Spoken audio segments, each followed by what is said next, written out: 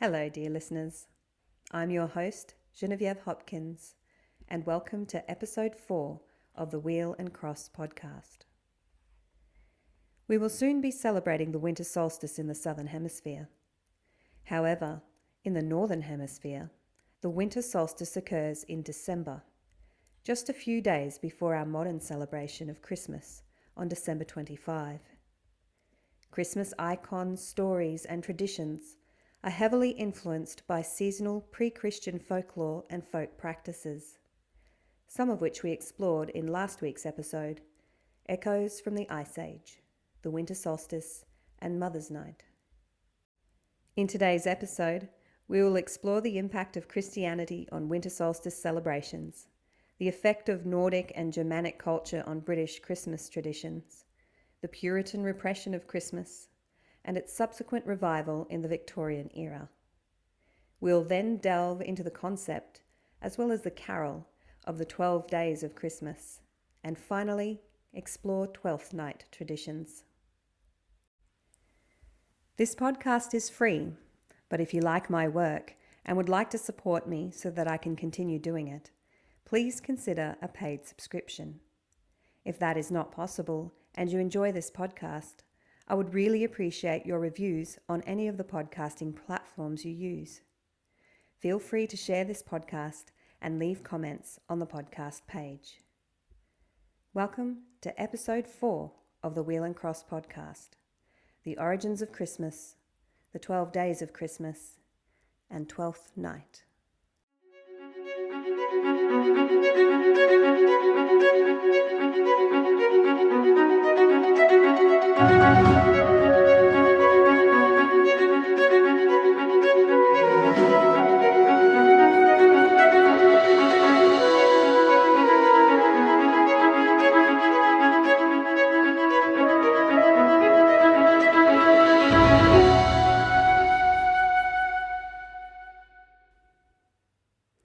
As always, I would like to acknowledge the custodians of these lands on which I work and live in Australia's capital region, the lands of the Ngunnawal and Ngambri people, and I pay my deep respects to their elders past, present and emerging, and to all First Nations across Australia.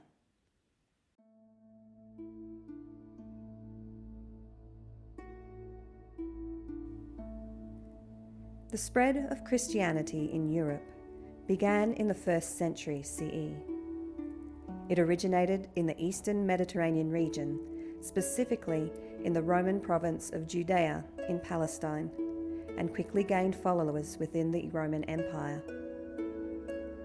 The early Christian movement expanded primarily through the efforts of apostles and missionaries who travelled across the Mediterranean, spreading the teachings of their prophet Jesus Christ. Over time, Christianity gained acceptance and eventually became the dominant religion of the Roman Empire, leading to its spread across Europe and beyond.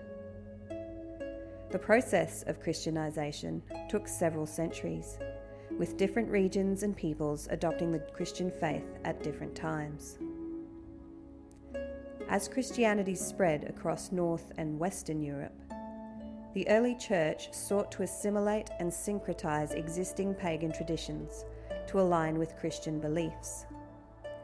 By strategically adopting and adapting elements of pagan seasonal celebrations and customs, the church aimed to ease the transition to the Christian faith for the local populations and provide a familiar framework for their spiritual practices.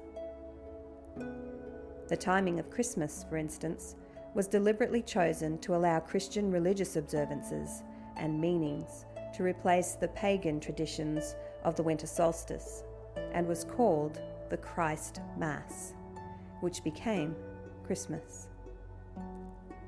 Many of the rituals, symbols, and themes associated with the winter solstice, such as the lighting of candles, the decoration of evergreen trees, and the emphasis on light and rebirth, were gradually infused with Christian symbolism and given new meaning within the context of the birth of Jesus Christ.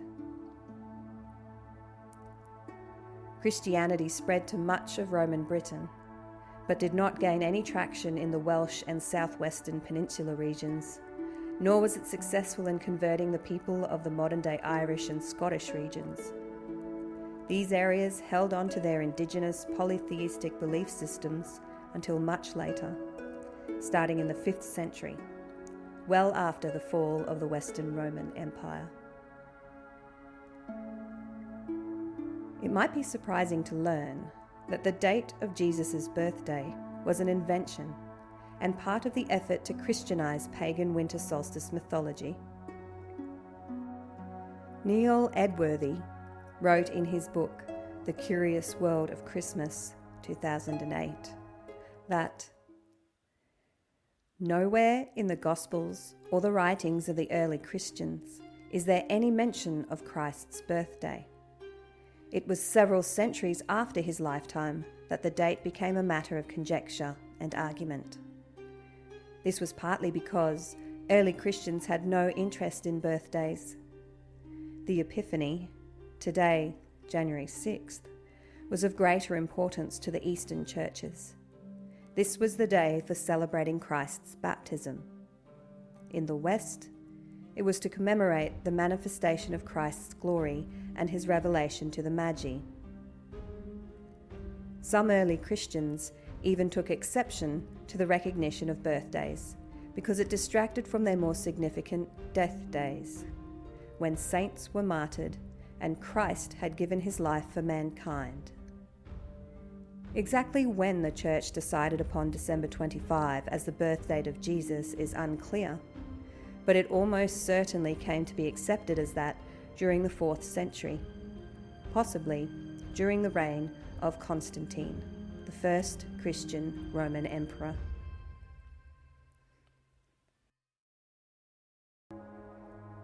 The Roman Empire was vast, but began to disintegrate by the 4th century CE. Rome struggled to maintain its foothold across Europe, particularly in its more distant regions. In England, Rome was constantly defending against raids by Saxons, Picts, and the Irish Scoti.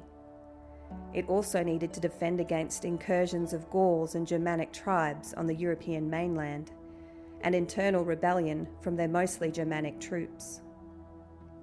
By 410 CE, the Roman military withdrew from Britain or deserted their posts due to a lack of pay and resupply. British land was divided and ruled by British warlords, but they continued to be harried by attacks from the Picts, Scoti, and the Germanic tribes.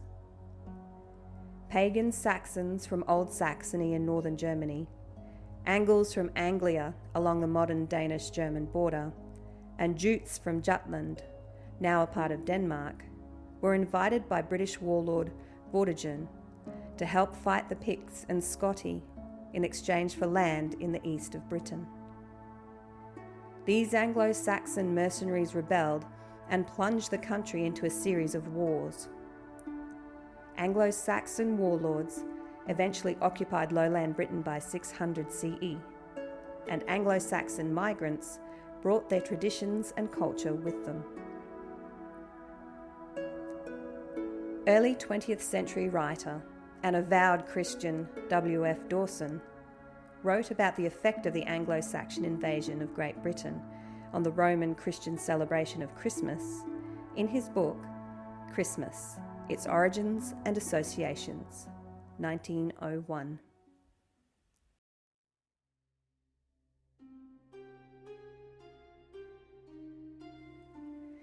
The outgoing of the Romans and the incoming of the Angles, the Saxons, and the Jutes disastrously affected the festival of Christmas.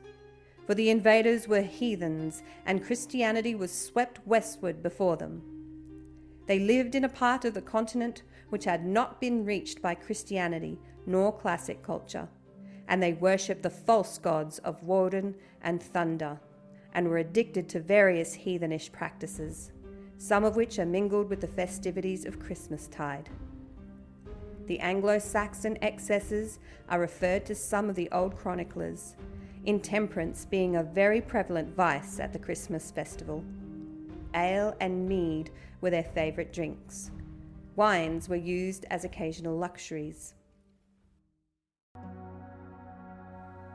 These traditions, originating from old Nordic and Germanic belief systems, were celebrated throughout Anglo-Saxon Britain for over 300 years.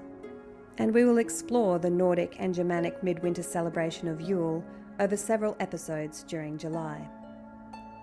However, by the English medieval period in the 7th century, missionaries from Rome converted the Anglo-Saxon aristocracy to Christianity and eventually infiltrated the daily lives of the common folk.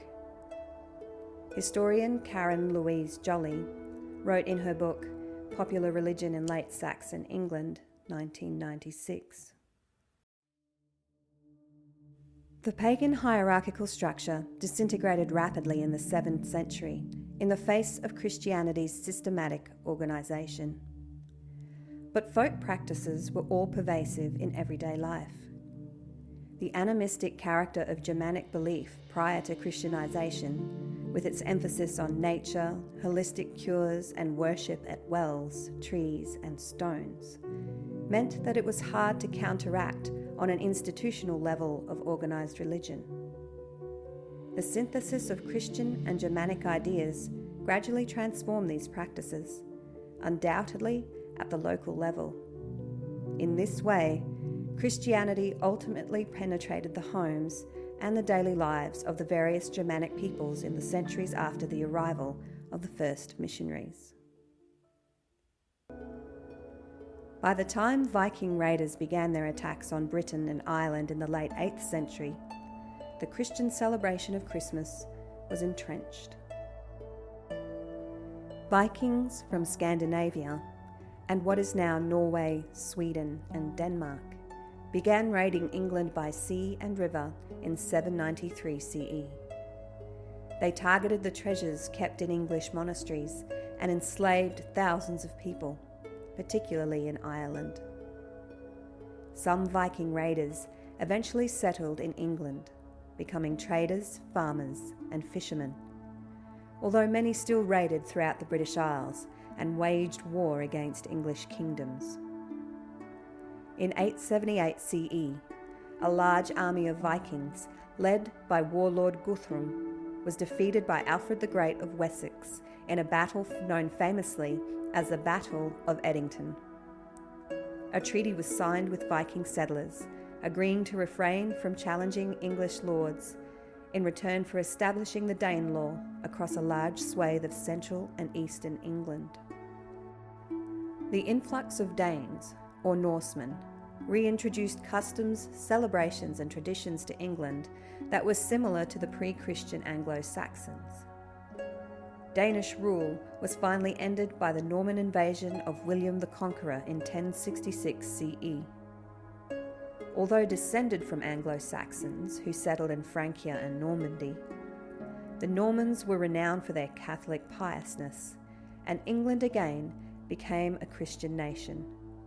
Christmas celebrations returned, though recoloured with Christian beliefs and converted symbolism. Christmas continued to be celebrated in England, merging pagan festivities and traditions with Christian observances and iconography until the 16th and 17th centuries. In the 16th century, Calvinist Scots banned the pagan excesses of Christmas in Scotland, and the Puritans did the same in England 100 years later. As no mention of Christmas was made in the Bible, Oliver Cromwell's administration banned all Christmas celebrations through an Act of Parliament in 1644. The Puritans did the same in America, particularly in New Plymouth, Connecticut, and Massachusetts Bay. Massachusetts went to the extent of outlawing the celebration of Christmas in 1659.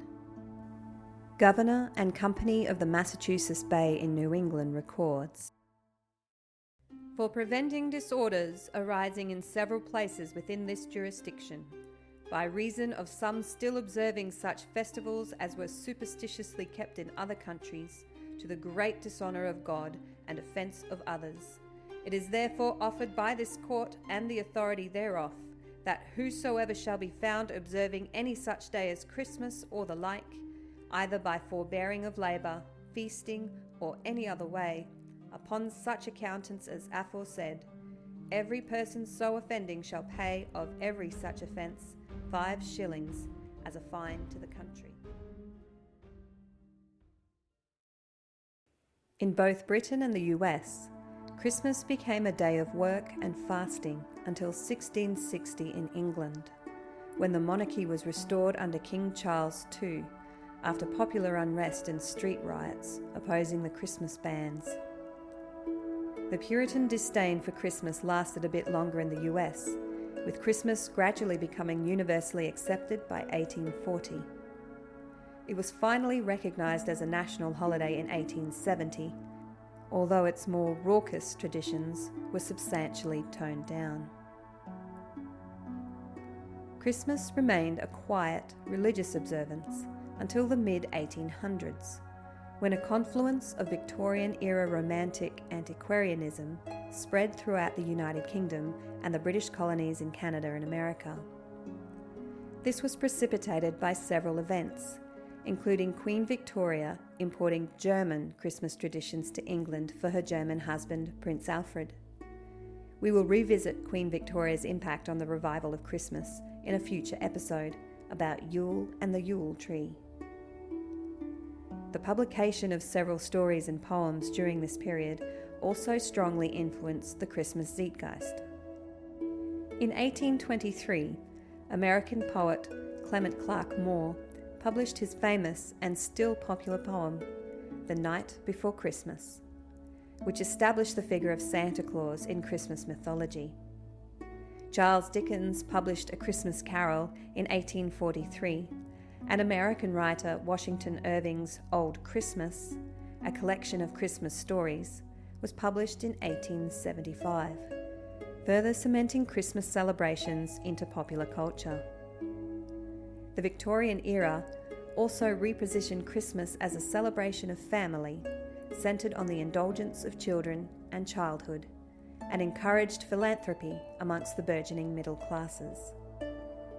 Happy, happy Christmas, that can win us back the delusions of our childish days, that can recall to the old man the pleasure of his youth, that can transport the sailor and the traveller thousands of miles away, back to his own fireside and his quiet home.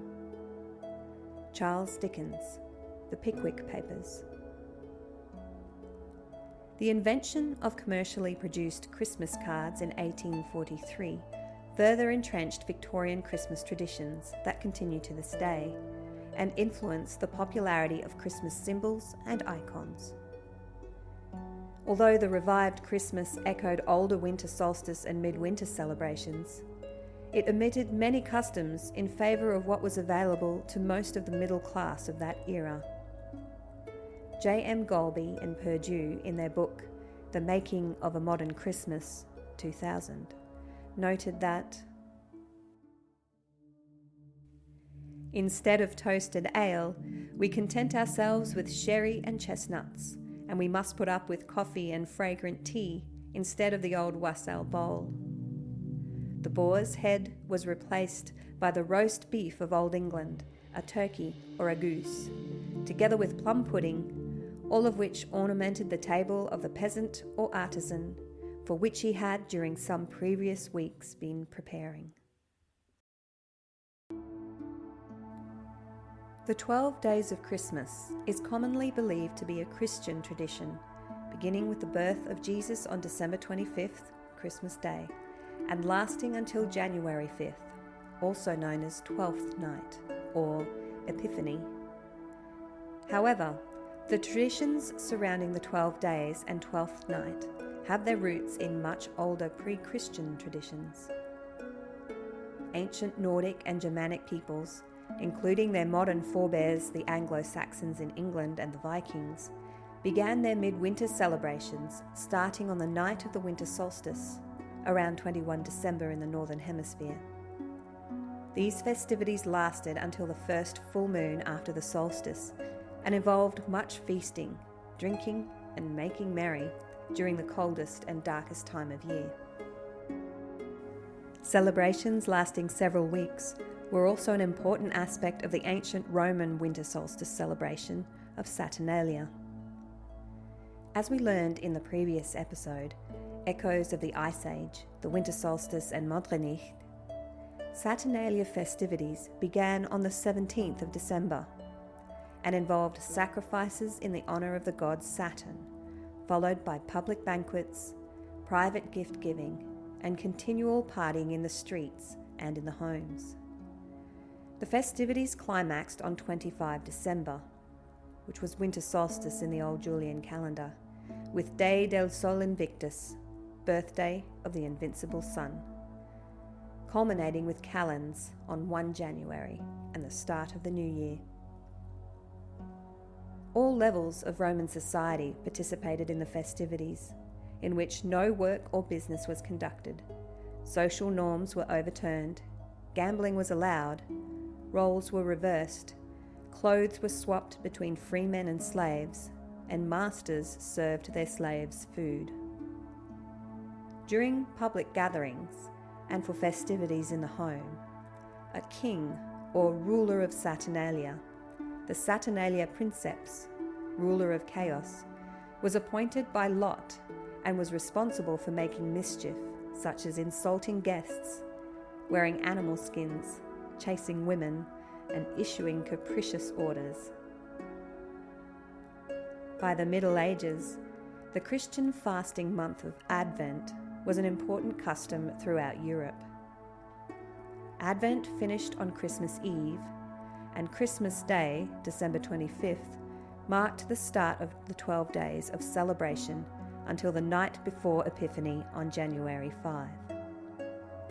During this time, in much the same way as Saturnalia, serfs and servants were allowed 12 days off work, gambling and public drinking were permitted, and raucous and lewd behaviour was tolerated.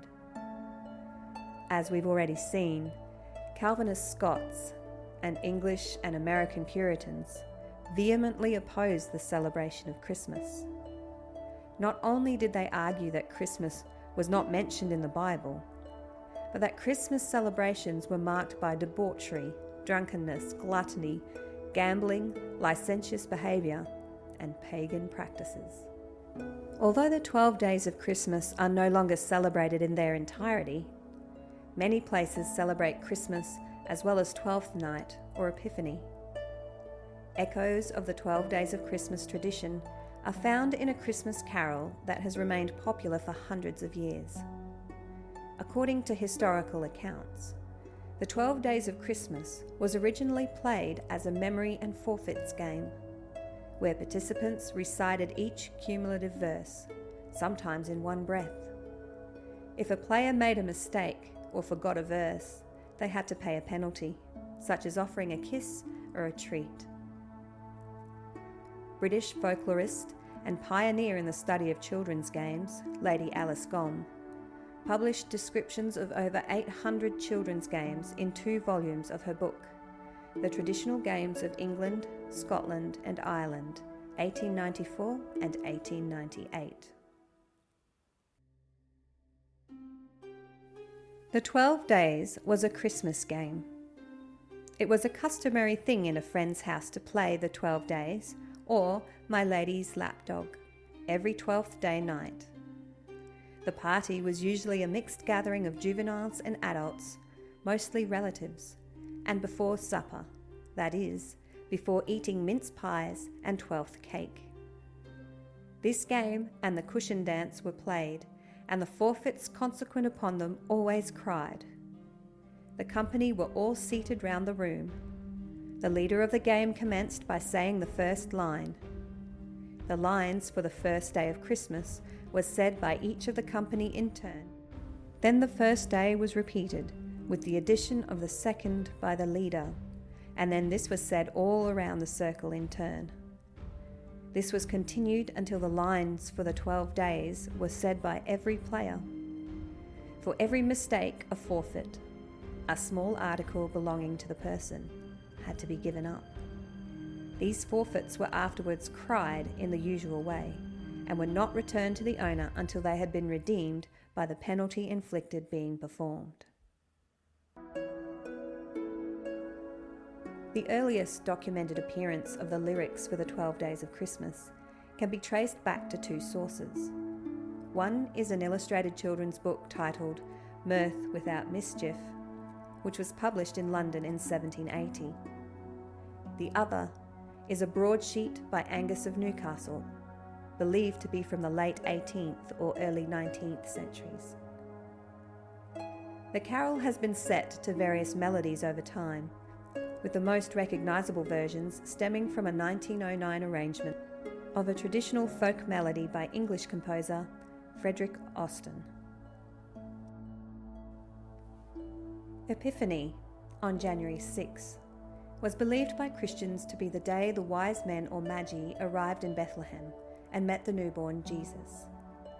The night of January 5, Epiphany Eve, was more popularly called Twelfth Night and was marked by feasting and revelry in which a temporary lord or king of misrule was appointed, usually by lot or by the king cake custom.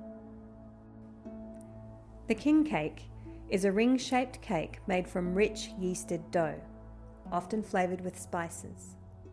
A small trinket, figurine, or dried bean known as a fève, which is French for bean, representing the baby Jesus, is baked into the cake. The 3 spices used in the recipe, usually ginger, nutmeg, and cinnamon, represent the magi. Whoever discovers the trinket or bean in their slice is crowned the king or queen of the festivities and given a golden paper crown to wear. The 12th night king or queen can act as the jester during the rest of the festivities. They are also responsible for hosting the next gathering or providing the king cake for the following year. The king cake tradition is still popular in Germany, France, Spain, and Portugal, and various regions influenced by these cultures. The king or queen of Twelfth Night is a watered-down version of the Lord of Misrule, who presided over Twelfth Night revelries, games, and plays during the Middle Ages, mirroring the Roman Saturnalia princeps tradition. Revellers would often dress up as animals or cross-dress, travelling door to door, singing festive folk songs and telling jokes in the tradition of mumming or guising, which merged with the tradition of wassailing and evolved into the more respectable tradition of carolling, which we will explore in next week's episode. Twelfth Night traditions became so popular in medieval Europe that even the clergy celebrated their own Feast of Fools on 1 January, which involved role reversals that inverted the usual hierarchy, where a fool was turned into a pope and subdeacons delivered sermons. The practice was condemned and banned in the 15th century. An unknown French theologian stated in 1445, "Priests and clerks may be seen wearing masks and monstrous visages at the hours of office. They dance in the choir dressed as women, panders, or minstrels. They sing wanton songs. They eat black puddings while the celebrant is saying mass. They run and leap through the church without a blush at their own shame." The Feast of Fools tradition originated in France in the 1100s, and although it was banned in the 1400s, it was still a common tradition well into the 16th century. The Feast of Fools is described in Victor Hugo's book, The Hunchback of Notre Dame, in 1831, and depicted in Disney's animated film of the same name, in which the protagonist, hunchbacked Quasimodo, is voluntold to be the king of fools. Medieval traditions of Twelfth Night are recorded in many sources, including William Shakespeare's play, Twelfth Night, which Queen Elizabeth I of England commissioned for the Twelfth Night celebrations at Whitehall Palace on 6 January in 1601, to mark the end of the embassy of the Italian diplomat, the Duke of Orsino. In some regions of Italy, Twelfth Night, or Epiphany on 6th of January, is celebrated by preparing for the arrival of La Befana. La Befana is a witch, often depicted as an old woman covered in soot, wearing a tattered shawl, who travels on a broomstick, visiting children's homes during the night to deliver gifts and treats. Her name, Befana, is said to be derived from the Italian word Epifania, or Epiphany. While La Befana has strong Christian ties, her story also has roots in pre-Christian traditions. During the pre-Christian celebration of Saturnalia, the Roman goddess Strenia, associated with the new year and gift-giving, was revered. It is believed that La Befana's origins can be traced back to this pagan goddess. Over time, as Christian traditions merged with pagan customs, La Befana became associated with the Epiphany. In Italy, the celebration of La Befana is marked by various customs and traditions. On the eve of January 6, children hang stockings or socks by the fireplace, hoping that La Befana will fill them with presents. It's believed that she enters through the chimney, just like Santa Claus. Some regions of Italy even hold parades and festivals in her honour, featuring witchy costumed performers and lively music. Befana dolls are also sold at Christmas markets all over Italy. I hope you enjoyed today's episode on the origin and evolution of Christmas, the 12 days of Christmas and Twelfth Night. In next week's episode, we will delve into the meanings and symbology behind decking the halls with evergreen plants, the origins of wassailing and their evolution into carolling, as well as the creepy but fascinating Welsh custom of the Mari Lwyd. See you next week for episode 5. Deck the halls and strike the chorus.